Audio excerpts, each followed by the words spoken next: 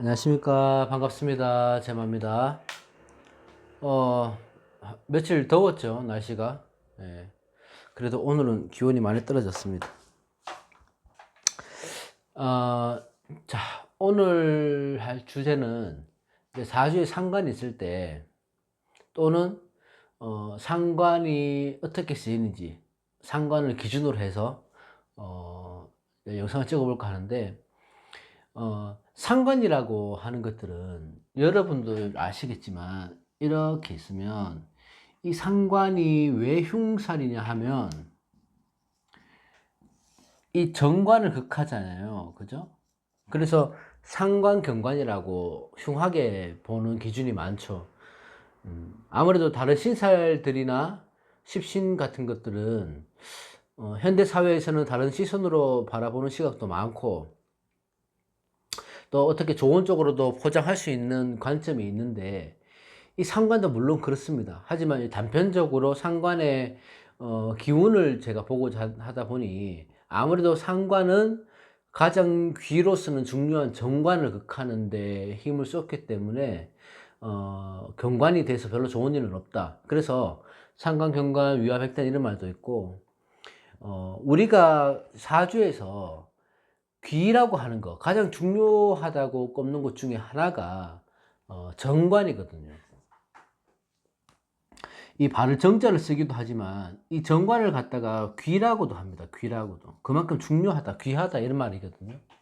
이 정관은 우리 살아가면서 도의적인 것들, 법과 규율, 책임 또는 내 권력이나 명예 같은 것들, 직업 이런 것들로 다 볼 수 있죠.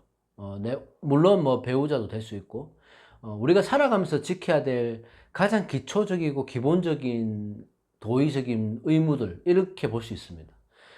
이 관이 무너진다 사주에서 아니면 관이 피상당한다 하는 것들은 내 기본 틀이 무너진다고 볼 수 있기 때문에 관이라는 것, 특히 정관은 꼭 필요하다 이렇게 봐도 무방하죠.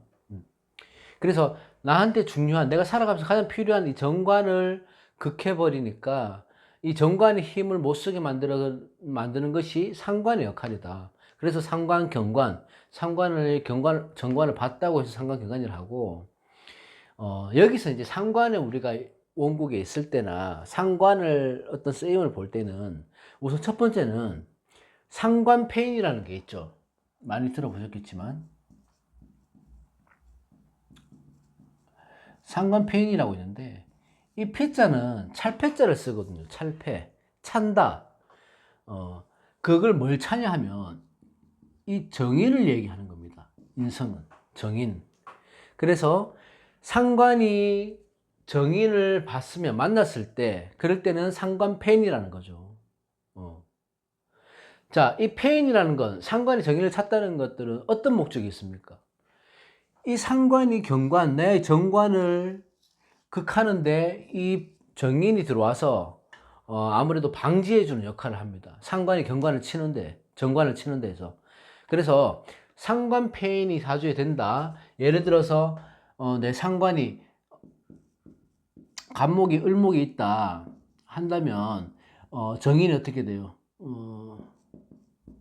개수 이렇게 되죠. 만약에 뭐 계묘다. 예를 들어 계묘월이다. 이러면 정인 상관격이 상관이 정인을 본 거 아닙니까? 그죠? 그렇게 되면 상관경관이라고 상관폐인이라고 합니다. 그러니까 경관되는 거를 즉 이제 권력이 이런 정관이란 권력이 살아있게 해주거나 내 학력, 권위, 직위, 능력, 명예 이런 것들을 올릴 수 있는 것들이 상관폐인이 될 때입니다. 성격한다는 거죠. 이게.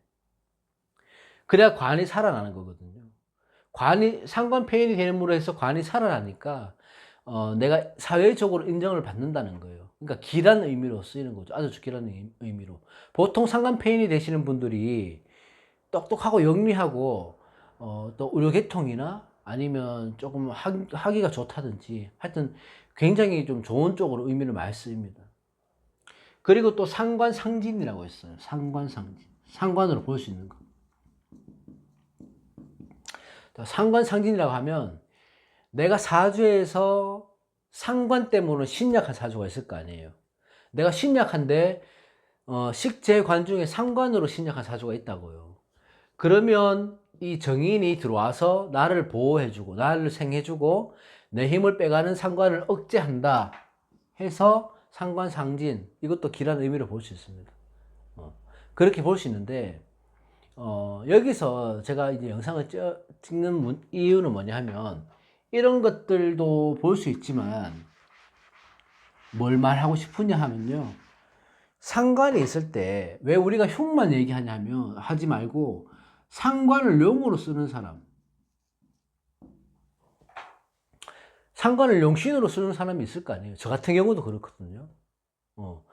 상관이 무조건 안 좋은 게 아니고, 내가 신강한 사람이라면 상관이 하나가 있다고 한다면 상관을 용신으로 쓸 수 있잖아요. 용으로. 내가 꼭 필요한 오행 아닙니까? 십신이잖아.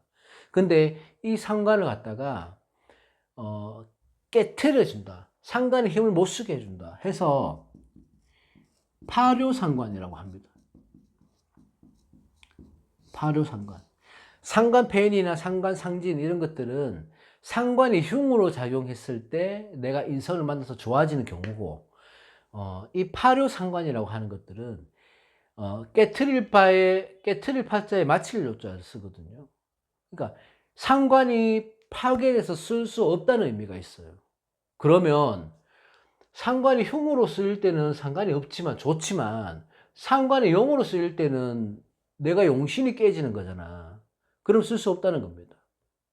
이거는 흉작용을 하는 거예요. 자, 상관이 용신일 때 내가 사주에 전부 화토가 많아요. 예를 들어서 자, 무토일간이라 칩시다. 화토가 많아요. 그러면 상관인 신금이 떠 있다고 치면 이 신금이 용신이 되잖아요. 토생금으로 해서.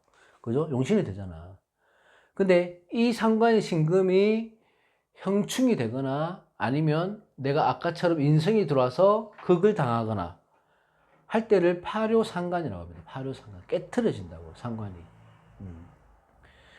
자, 비겁이나 겁재, 뭐 인성까지, 자, 비겁이나 겁재가 이렇게 많은 사주, 신강한 사주에서, 과다한 사주에서 상관은 절대적으로 필요하죠. 식신이 없다고 가정했을 때 상관은 아주 적합한 용신입니다. 내 기운을 설기시켜 줄 수 있으니까. 그죠? 그래서 비겁으로 일간이 강할 때 상관은 용신이 되는 거예요. 그죠? 그럴 때는 이 용신인 상관이 사주에 있기 때문에, 내가 신강하다 하더라도 비겁으로 이 상관이 살아있기 때문에 다재다능하고 재주가 많은 사람이 되는 거예요. 능력도 많고. 근데 이때는 상관이 아주 좋은 역할을 합니다. 항상 제가 영상에서 말씀드렸듯이 상관을 용신으로 쓸 때는 이 상관을 수로 본다고 했잖아요. 빼어나다고요. 화려하단 말입니다. 상관을 잘 쓴다는 거예요. 이렇게 좋은 역할을 하는 상관을 만약에 이렇게 뭐 충을 한다든지, 병이 와서 병신합으로 묶어버린다든지, 이렇게 돼버리면 상관을 못 쓴다 이런 거예요. 충뿐만이 아니고 그거 다 똑같습니다. 자, 정리를 하자면 이 파묘상관이라고 하는 것들은 내가 일간이 신강한 상태에서 비겁으로 내 힘을 잘 설결시켜주는 상관이 있을 때 그 상관을 용신으로 쓰는데, 그 운을 인성이 들어와서 그걸 하거나 아니면 운에서 들어와서 충을 맞거나 합거가 되거나 해버리면 아주 불운해진다, 흉한 의미가 되는 거죠. 그래서 이 신금이 나한테 용신인 사람인데 병화 이렇게 들어와 버리면 병신합으로 묶여버리니까 의미가 상관을 못 쓰게 되는 거죠. 그럼 상관은 뭐예요? 의식주, 내가 말하는 거, 행동하는 거. 그러니까 언행에 문제가 생기고 구설이 생기는 거고, 그럴 때 건강에 문제도 생길 수 있고요. 내가 밧줄이 끊길 수도 있고, 아주 무서운 의미로 쓰이기도 합니다. 꼭 그렇게 되지만 않지만. 그래서 우리가 상관을 봤을 때 이걸 무조건 나쁘다 이렇게 보지 마시고, 상관을 내가 어떻게 써야 될지, 같은 상관이라 할지라도 다 같은 상관은 아니거든요. 어떤 분은 이 상관을 가진 재능이나 능력 이런 것들을 내가 상관을 통해서 쓰는 사람이, 제대로 활용하는 사람이 있을 반면에 이 상관 때문에 상관 경관이 돼서 생이 좀 힘들 수도 있죠. 고통스럽다고 얘기하시는 분들도 있는데 상관을 용신으로 쓸 때도 있다. 이거를 말씀드리고 싶은 거예요. 상관의 쓰임새가 있다는 거는. 그래서 자 정리를 하자면 상관이 정인을 보면 상관폐인 되잖아요. 그리고 상관이 재성을 보면 상관생재, 이것도 좋죠. 상관이 정관을 보면 상관경관으로 좋지 않다. 근데 상관을 용신으로 쓸 때 상관이 잡혀버리면 파묘상관이라고 해서 아주 흉하다 이렇게 보는 겁니다. 그래서 이 상관, 겁재, 사흉신이라고 해서 칠살 이런 것들을, 양인이나 이런 것들을 우리가 무조건 안 좋다는 이런 개념을 버리셔야 돼요. 이 선입견을 버리셔야 된다고요.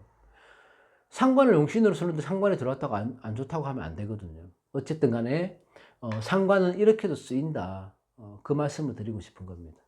자, 오늘은 상관에 대해서 간단하게 말씀드려 봤습니다. 다음 시간에 또 다른 주제로 해서 다음 시간에는 이제 6월 운세 해야 될 것 같아요. 또 그때 찾아뵙겠습니다. 고맙습니다. 감사합니다.